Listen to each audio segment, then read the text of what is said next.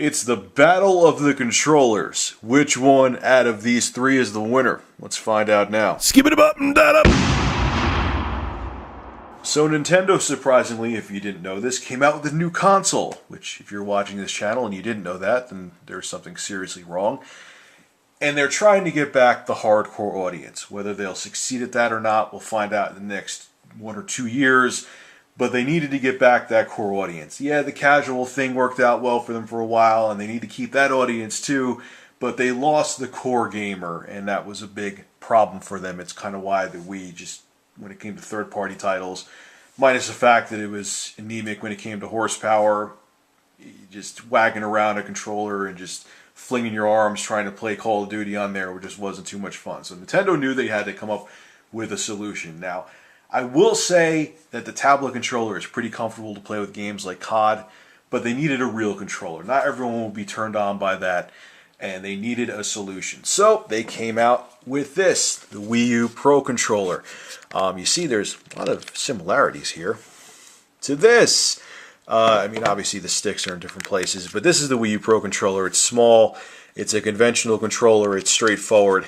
This is their answer, so not only will it entice consumers, developers will be like, okay, there's a standard controller, we'll bring a port of our game over to the Wii U.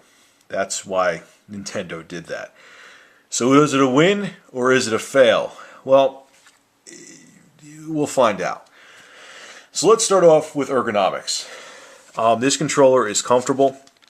If you look at it, it has a very similar Batarang design to the 360, and if you really think about it, all three of them kind of have the same kind of physical structure going on. It has the Batarang thing here too.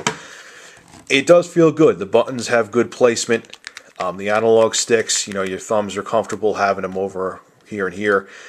The only thing I could say about this controller, especially compared to the 360 one that I don't like, the bumper buttons, the L&R bumper buttons, when my fingers, maybe it's the way my fat hands are shaped, but when my fingers go over to these, like when I have to throw a grenade in Black Ops 2, I feel a strain in my hand, like not only here, but right here. Like I feel like I have to, there goes my cell phone, I feel like I have to like reach my finger over. It's hard to explain, but it is very annoying because when you're playing Call of Duty, you have to throw, you know, you have to use these buttons quite a bit. And that was kind of a turn off to me with that. Whereas when you use a 360 controller, it's effortless. You don't feel that same strain. You would think with the wider design, because it is a little bit wider, if you look at it, very little, but it is. You would think that this would be better for it, but no. This one, the bumpers are much easier to access. So there's one little point taken off for it. Now let's go on to something that's kind of a herp derp obvious thing here. Let's talk about, let's see, with my terrible camera, let's talk about the D-pads. Which D-pad is the best out of all three? I don't think you need to be a rocket scientist to realize that one. 360's D-pad is famous for being the worst D-pad ever made. There were cheap knockoff controllers for the Genesis and Super Nintendo back in like 92 that had better D-pads than this. It's mushy, it's unresponsive. When you play like Xbox Live arcade games, they're borderline unplayable with this. I know they have another 360 controller out where it has like that, you could actually spin the D-pad and it's much better, but it's a $60 controller for a 7-year-old system. Really? The PS3's, PS3's D-pad has been the same since the original PlayStation. Hell, even before they came out with the DualShock controller. It's functional. They made it just different enough that Nintendo can't sue them, and it does the job. It's a little tough to use with fighters because you still have that space in between all four buttons there, but it works. Yay. Wii U, it's a Nintendo D-pad. Nintendo invented the D-pad, at least as we know it today. Very comfortable, very responsive, not mushy at all. Fantastic D-pad. It just obliterates both of these. This is a distant second, and this, whoever designed that D-pad should be arrested and thrown in a Turkish prison. But yeah, this D-pad wins hands down. Okay, so there is another big problem with this controller. Now, I'm going to see if you could spot it real quick. Let's move these, slide them over here. You look, noticing something on this?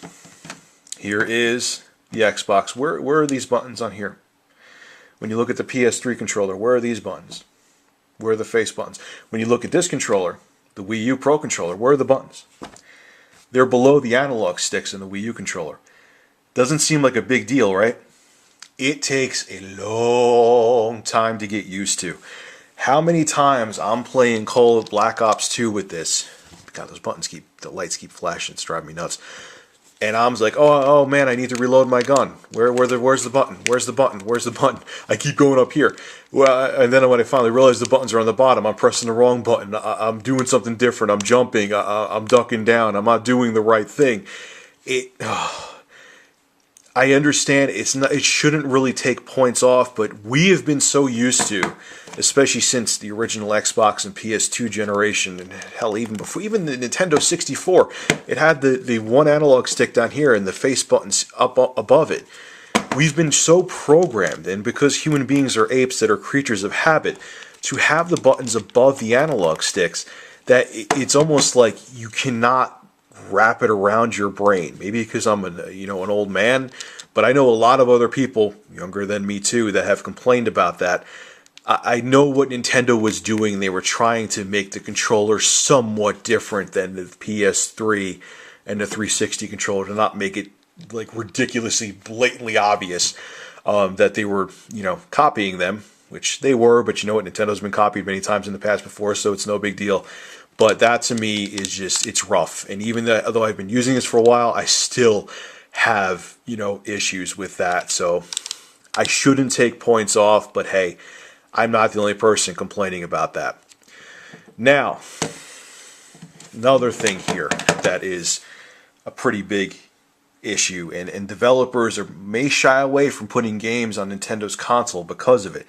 It's also on the Wii U, tablet controller, or whatever you want to call it. I guess, yeah, let's call it tablet controller. What is on the back here? Analog triggers. Crappy as they may be on the PS3.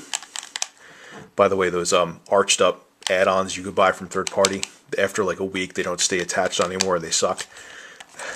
Granted, they're sloped down and really crappy.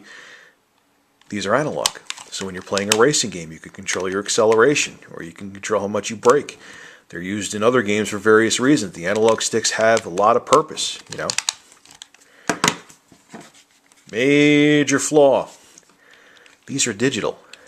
You're either on or you're off. You're on or you're off. So if EA wants to make a Need for Speed game for the Wii U, it's either going to be gimped or they're not going to make it.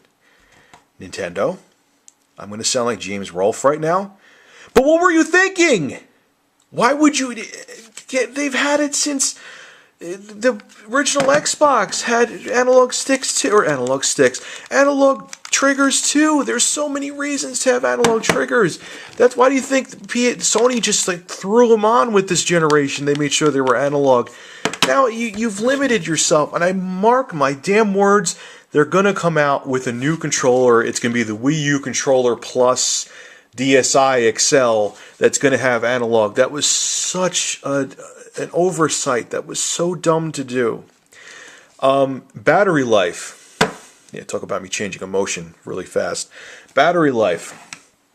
360, yeah, the batteries don't last that long in the controller, but the nice thing is you could change them out with AA's. Wii U, not only can you change the battery in this, 80 plus hours of battery life. Now I know the Sony's controller, the PS3 controller is really good. I know it's not close to 80 hours, but this controller, if you charge it up fully, 80 plus hours, and you could unscrew this and put a new battery in.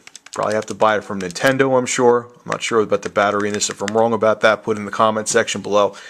But that's a damn long time. That's awesome. I'm glad they got that much battery life out of it. And the cool thing is, it uses mini USB, just like the PS3 controller. So even if your Wii U's not on, you can just charge this from your PC. And I'm sure someone's going to make a mod program to you could probably use this on your PC if you want to, which it is a pretty comfortable controller, so that might be worth it, even though they don't have analog L and R triggers. Other flaws that kind of annoy me with this controller. Another big thing, even though, say you want to just use this to play your games, you got to have like the tablet controller as like a ball and chain on your side to go through certain menus. That royally pisses me off. Certain games just don't work with it. Why that is, I don't know. Super Mario Bros. U. Got to either use the tablet controller or you got to use a Wii mode. What's wrong with this? This is really comfortable, Nintendo. Why can't I use this? Oh, because you want me to spend more money to go out and buy a Wiimote or whatever. Or even if you have a Wiimote, you want to play with a buddy that's a 4-player game. Got to go out and buy more Wiimotes. And then if you want to play, Call of Duty, you got to go out and buy more of these. I understand why they did it, but it sucks. I don't like that. That really annoys me. But all in all, do I recommend this controller? I like it. I don't think it should be $40. I like it. It does the job, but mark my words, like a year from now, when developers shy away from this because it doesn't have analog sticks, they're going to come out with something different. Mark my words, I guarantee it. Same with the tablet controller. You may see a tablet controller plus come out. Don't understand why you did that, Nintendo, but all in all, it is a solid controller, well built, excellent D-pad, excellent feel all around. I just wish it was a little more fit better in my hands, but that just may be my hands. So yeah, if you're going to play COD and other games like that, yeah, it may hurt your wallet in the beginning, but I do give it a somewhat hesitant recommendation. This is Rich at Review Tech USA signing out. Make sure to rate, comment, favorite, and subscribe, folks. Have a good one.